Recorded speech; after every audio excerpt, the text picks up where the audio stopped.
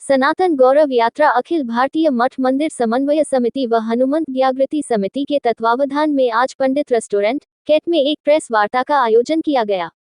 सिद्धनाथ मंदिर के महामंडलेश्वर अरुण चैतन्यपुरी महाराज ने कहा कि रेलवे ग्राउंड साकेत नगर से सनातन गौरव यात्रा निकाली जाएगी, जो कि साकेत नगर समन्वय समिति प्रभु हनुमंत जागृति मिशन के संयुक्त आह्वान पर अयोध्या स्थित भव्य रामलला के मंदिर निर्माण होने के उपरांत जो आनंद और उत्सव के क्षण हम सभी को प्राप्त हुए हैं, उसी हेतु कानपुर दक्षिण रेलवे ग्राउंड साकेत नगर कानपुर से श्री पंचमुखी हनुमान मंदिर पनकी धाम तक 21 जनवरी 2024 रविवार को 12 बजे से हम सभी को एकत्रीकरण का समय 11 बजे दिया गया है।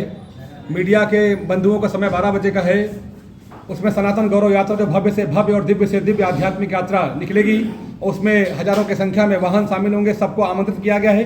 रामलीला समिति, गणेश पूजा समिति और खाटू श्याम समितियां जो भी धर्म और समाज में काम करती, जो संस्कृति और मांगलिक समय समय पर आयोजन करती है, जिनका बड़ा योगदान है समाज और राष्ट्र में, उन तमाम लोगों के समन्वित प्रयास से बहुत ही भव्य और दिव्य 21 तारीख रविवार को सनातन गौरव यात्रा तमाम शहरवासियों के सहयोग से निकाली जा रही है।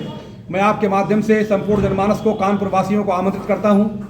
भव्य और दिव्य सनातन गौरव यात्रा में आप अपने संगठनों के नाम लिख करके, अपनी समितियों के नाम लिख के, अपने ध्वज लगा करके, जिन जिन क्षेत्रों में आप काम करते हो, वो चाहे आपकी रामलीला समिति हो, दुर्गा पूजा समिति हो, गणेश पूजा आयोजन समिति हो, अथवा वो जो भी आप धार्मिक, सामाजिक, सांस्कृतिक और प्राकृतिक काम करते हो, अपने अपने झंडा और अपने अपने बैनर और पोस्टर ले आ सकते हैं। ये किसी एक संगठन का नेतृत्व नहीं है।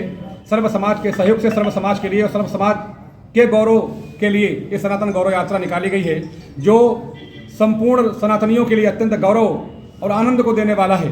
22 तारीख को अयोध्या में श्री राम लला जी विराजमान होने जा रहे हैं। उसी की पूर्व संध्या पे 21 तारीख को हम लोग सनातन गौरव यात्रा निकाल रहे हैं और एक जनजागरण यात्रा है, ताकि 22 जनवरी को कोई भी घर और कोई गली, कोई मोहल्ला, कोई मंदिर, कोई मठ, कोई आश्रम ऐसा ना हो जहाँ पे दीपोत्सव, आनंदोत्सव ना मना जा सके। उसी के जनजागरण के लिए भी यात्रा है।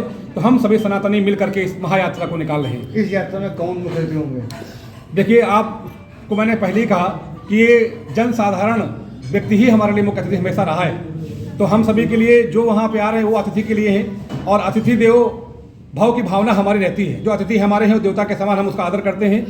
तो हम सभी के लिए जो प्रत्येक प्राणी वहाँ आने वाले हैं, जो सनातन गौरव यात्रा में शामिल होने वाले जनमानस है, वो मेरे लिए अतिथि हैं, देवतुल्य हैं। हम उन्हीं का आदर करेंगे जो महायात्रा में शामिल होंगे। महाराज जी, चारों शंकराचार्य जी विरोध कर रहे हैं, इसका क्या बारे में आपका क्या कहना है? नहीं, विरोध कर ही नहीं रहे। पूज्य शंकराचार्यों के चरणों में 100 बार प्रणाम कर रहा हूँ, और कोई शंकराचार्य विरोध नहीं। कोई बात कह रहे हैं तो उनकी बात को भारत की सरकार और श्री राम जन्मभूमि न्याय ट्रस्ट विचार कर रहा है, और उनके विचार को भी अपने विचार समन्वित विचार करके राम जी का विग्रह स्थापित होगा।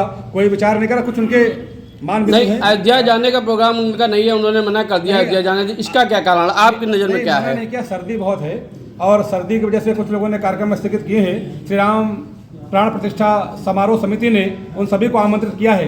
तो सुविधा के अनुसार जिनको सुविधा होगी, ऐसे पूज्य शंकराचार्य वहाँ सहमत होंगे, और किसी भी शंकराचार्य ने विरोध नहीं किया है। कुछ उनकी अपनी मांगे हैं, कुछ अपने सिद्धांत हैं, कुछ शास्त्रीय बात कह रहे हैं, तो उनको श्री राम जन्मभूमि न्याय ट्रस्ट उसमें विचार कर रहा है, और वो विचार करके उनको उनके विचारों को उसमें सहभागी बना करके और भव्य से भव्य मंदिर बनेगा। कोई इसमें विरोध किसी शंकराचार्य। आपकी नज़र में अधूरा मंदिर का निर्माण कार्य हो रहा है, आप क्या कहना चाहते हैं? अधूरा है ही नहीं। राम अनादि अखंड अनंता भवभय गम्य भजय जी संता। राम अनादि है, अनंत है, अखंड है, अव्यय है, अक्षय है, अच्युत। राम कभी खंडित और कभी अपूर्ण है ही नहीं। राम पूर्णमदः पूर्णमिदं पूर्णात् पूर्णमुदच्यते पूर्णस्य पूर्णमादाय पूर्णमेवा वशिष्ठते। राम पूर्ण थे, पूर्ण है, पूर्ण रहेंगे। राम मंदिर कभी अपूर्ण नहीं है, अधूरा कभी उसको कह नहीं सकते। राम मंदिर पूर्ण है और पूर्णता को ही प्राप्त होने जा रहा है 22 तारीख को। तो जैसे एक बार हम लोग गृह प्रवेश करते हैं और बाद में बहुत सारे उसमें फिनिशिंग के काम हम लोग करते रहते हैं। तो राम मंदिर भव्य बन गया है, और रही बात बनने की, तो वो 60-10 साल और सदियों तक भव्य से भव्य कैसे और बनाया जा सके, उसके लिए हम लोग प्रयासरत रहेंगे। और राम जन्मभूमि समिति और राम विग्रह प्राण प्रतिष्ठा समिति और राम जन्मभूमि न्याय क्षेत्र सब मिल करके काम कर रहे हैं कि भव्य से भव्यतम कैसे और उसको बनाया जा सके, इसलिए हम सभी लोग उसमें काम कर रहे हैं। Thank you.